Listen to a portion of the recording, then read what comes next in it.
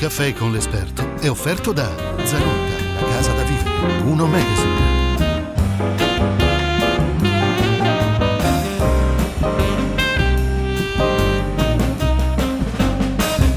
Ben ritrovati ad Un Caffè con l'Esperto, siamo in Sala Bianca del Caffè Pedrocchi, sono Claudio Campagnolo e ho il piacere di riavere con noi il responsabile dell'ufficio tributario dell'Ascom, il dottor Stefano Traverso. Benvenuto. Allora, ci siamo lasciati l'ultima volta, tanto ricordiamo un po' così questa doppia vita del dottor Traverso, così fiscalista, responsabile dell'ufficio tributario, però anche voglio dire che motociclista, alpino sempre, quindi si rimane sempre alpini. E qual è l'ultimo raduno degli alpini a cui ha partecipato? Sono andato a Treviso, l'ultimo, però toccata e fuga, una volta ero abituato a stare qualche giorno, adesso un po' con l'età, un po' con tutto. Beh, quello più lontano che ha seguito? Catania, credo. Catania. Sì. Però è anche un grande appassionato di calcio, per cui adesso devo chiedere per forza qual è la trasferta più lunga che Penso Cosenza, se mi ricordo bene, sì. Un Cosenza-Padova, c'era ancora Padre Fedele. C'era ancora Padre Fedele, sì, c'era Padre Fedele, perso 2-0. Ecco, dovete sapere che veramente sono degli eroi i tifosi che si fanno questi chilometraggi, perché poi se il Padova perde è una tragedia il viaggio di ritorno, è quasi un cammino verso Santiago di Compostela. Più lungo è, più è una tragedia, sì. Veniamo alle tragedie invece che riguardano gli amici contribuenti. Ci eravamo lasciati la volta scorsa appunto parlando di questi adempimenti che sono cresciuti in maniera mostruosa, parlando anche di questi problemi legati all'incertezza, no? delle date. Ecco, affrontiamo un po' questo aspetto. Perché c'è questa incertezza? Da cosa dipende secondo lei? Ma allora, anche qui faccio un esempio. Spesometro, adempimento che è diciamo quello che ha dato più problemi. Io ho 20 anni che faccio questo lavoro, non ricordo una cosa simile. Ha avuto 5 proroghe questo adempimento, quindi da quando è stato stabilito ed è stata stabilita la scadenza ha avuto 5 proroghe. Stiamo parlando di un invio di 20 miliardi di dati, quindi una cosa molto importante. 5 proroghe, sito bloccato, una serie di problematiche. L'ultima proroga ha prorogato di praticamente 10 giorni, quindi stiamo parlando anche meno perché una settimana, quindi questa è una modalità che peraltro fa sì che tutti comincino a sperare nella proroga, è diventato quasi una sorta di scommessa, sì ma tanto prorogano, sì vabbè ce la mettiamo tutta però alla fine prorogano, il problema è che non puoi confidare nella proroga perché qualche volta non arriva la proroga. Ecco, continuare a spostare le scadenze, continuare a non definire bene l'adempimento, io non dico tanto, ma un anno prima io dovrei sapere cosa devo fare l'anno dopo. Ma questo accade qui in Italia perché siamo italiani o insomma, io vorrei capire da che cosa dipende? Onestamente non so dire se dappertutto sia così, io credo però che in Italia arriviamo veramente siamo dei campioni in questo senso. Campioni, sì. Ma è per caso il sito dello spesometro quello che aveva quella falla per cui chiunque poteva... Esatto, sì, anche qui un problema legato alla privacy dove io potevo praticamente vedere ciò che un altro intermediario inviava, o meglio, gli errori che venivano riscontrati sull'altro intermediario. Ma problema di privacy, ma in realtà che ha bloccato il sito, quindi al di là della privacy nessuno poteva poi accedere al sito.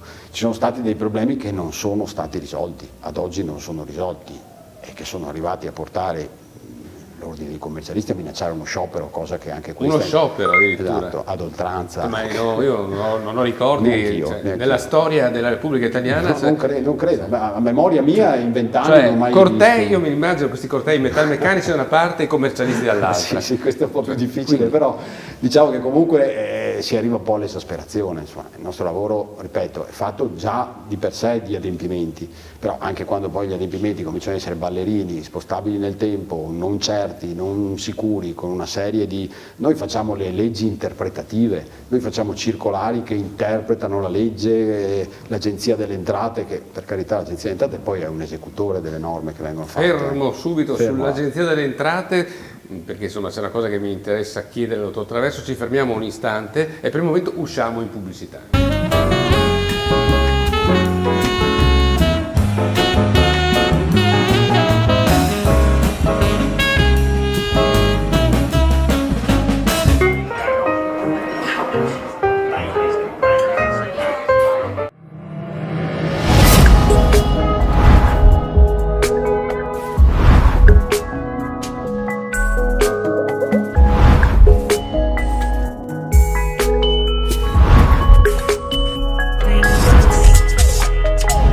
Zanutta, una casa da vivere.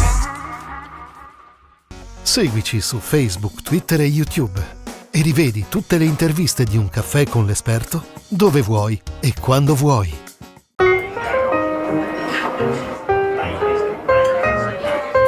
Ci siamo lasciati poco fa appunto accennando all'Agenzia delle Entrate. Allora voglio fare una domanda da addetto ai lavori.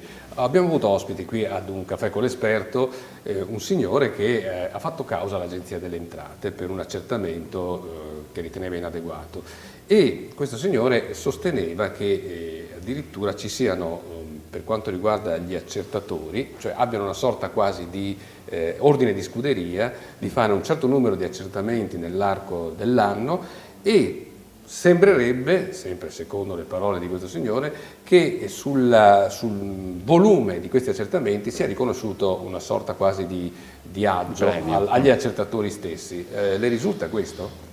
Allora, di certo l'Agenzia delle Entrate ha una sorta di budget, ogni ufficio dell'Agenzia delle Entrate ha una sorta di budget da raggiungere annuale, questo è una cosa nota. Non penso che ci sia neanche tutto sommato qualcosa di strano da questo punto di vista. Sul fatto di ricevere una provvigione, diciamo così, un premio rispetto a quanto ogni accertatore riesce a accertare e a far incassare, immagino, all'Agenzia delle Entrate, perché poi un conto è quello che si accerta, un conto è quello che poi si incassa veramente. Secondo questo mio ospite addirittura prendono il premio indipendentemente dall'incassato.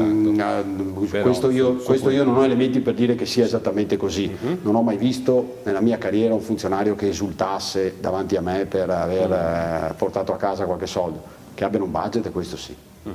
Senta, torniamo invece alle cose un po' più pratiche. Un cavallo di battaglia dell'amministrazione pubblica è stato il famoso impresa in un giorno.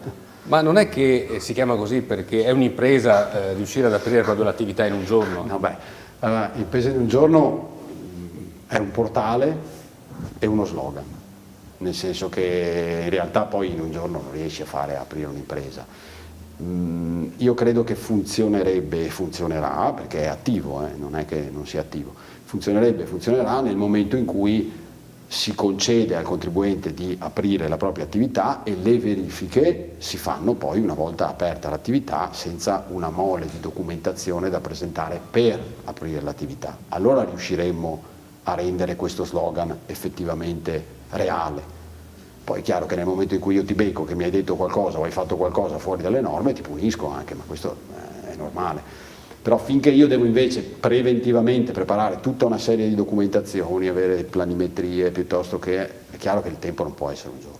Senta, i giovani ad esempio per i quali era stata aperta questa autostrada dei famosi, come si chiamavano, regimi minimi, sì. Ecco, tanto spieghiamo di che cosa si trattava e cerchiamo di capire se sono ancora in essere. Allora, il regime dei minimi è un regime che è preesistente rispetto al regime che c'è oggi, che si chiama forfettario.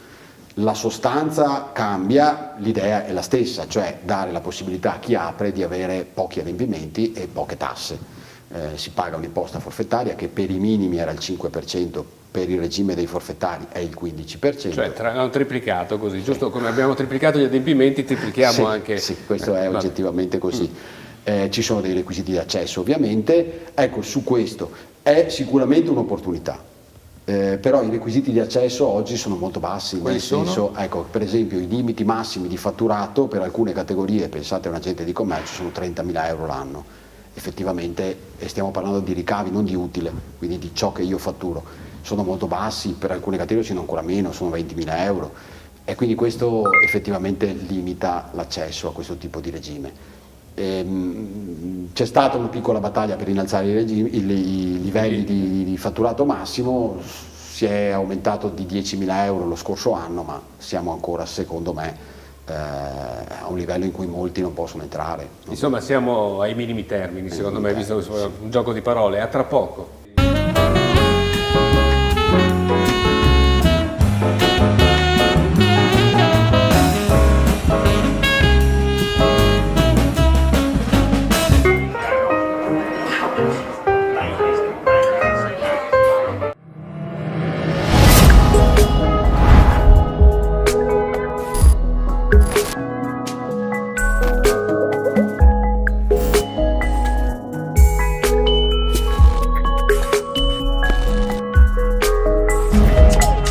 Zanutta, una casa da vivere. Seguici su Facebook, Twitter e YouTube e rivedi tutte le interviste di Un caffè con l'esperto dove vuoi e quando vuoi.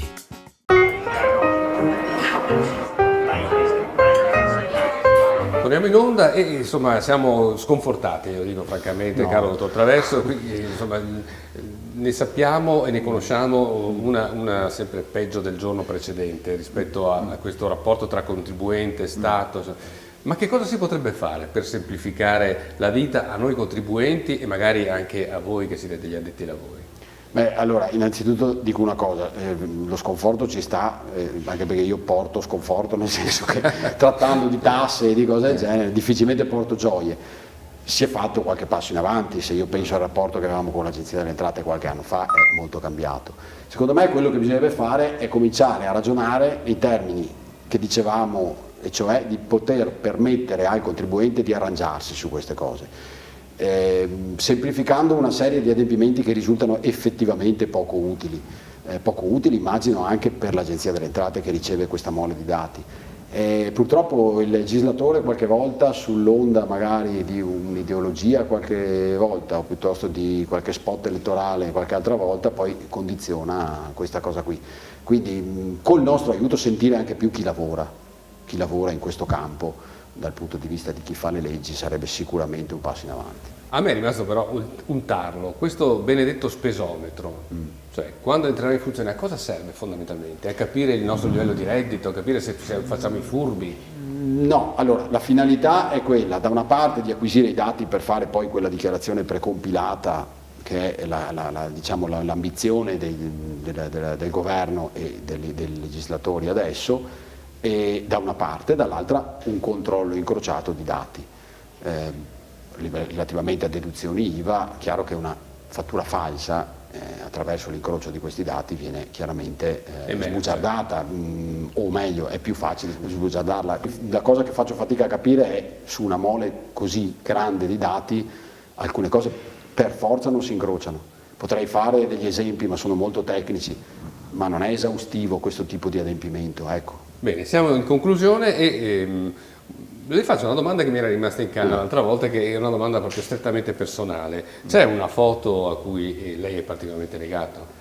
Beh, allora, io in una vita ci sono tanti ricordi, io non mi lego spesso a oggetti, ma ho un ricordo che per quanto è anziano significa che mi è rimasto ben impresso nella mente, ed è il 1° del 1978, quindi parliamo di parecchi anni fa. Nel 1978 mio papà mi porta per la prima volta allo stadio. La prima volta, io ho 10 anni, entro allo stadio a Piani per la prima volta. Mitico Piani. Sì, sportivamente è stata una giornata drammatica perché il Padova era retrocesso in C2 perdendo quella partita, ai tempi di Pivatelli per chi si occupa di calcio Padova e di Farina come presidente, quindi insomma anni da dimenticare da quel punto di vista, ce ne sono stati di peggio dopo, però è stato un inizio di passioni, di dolori, di delusioni, di trasferte, come si ricordava prima. In questa foto lei è qui con suo padre. Sì, io sono con mio papà, però sì, me lo ricordo come un giorno che per me, al di là del risultato sportivo, è stato di grande gioia. Poi mio papà era un abbonato costante. Quindi questo è un abbonamento, quello originale che aveva suo padre? Sì, questo è un abbonamento di mio papà, l'anno è qualche anno dopo, perché tanti non li ho più, però questo me lo sono ritrovato e sì, lui andava a tutte le partite e ho cominciato a seguirlo. Grazie dottor Traverso, responsabile ufficio tributario Ascom, alla prossima.